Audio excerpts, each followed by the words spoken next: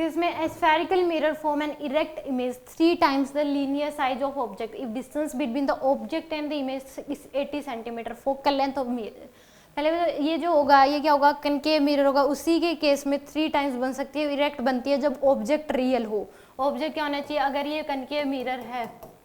तो उस केस में ऑब्जेक्ट ये एफ है मान लो, तो उस केस में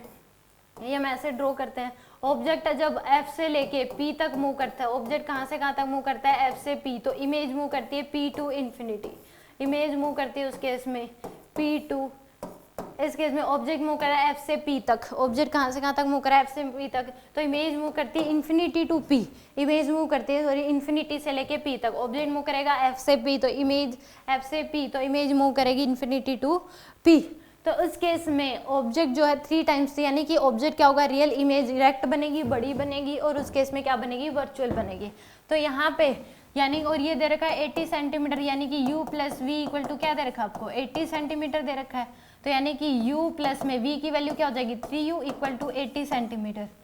तो 4u इक्वल टू आ जाएगा 80, तो u की वैल्यू आ जाएगी आपके पास 80 डिवाइड बाय 4 यानी कि 20 सेंटीमीटर, तो v की वैल्यू कितनी आ जाएगी, 60 सेंटीमीटर। अब फोकल लेंथ निकालनी है तो 1/u plus 1/v equal to क्या हो जाएगा, 1/f, तो 1/u माइनस का रियल होगा ऑब्जेक्ट प्लस के 1/ में 60 इक्वल टू क्या हो जाएगा 1/f। एलसीएम ले लो, 60 माइनस का 3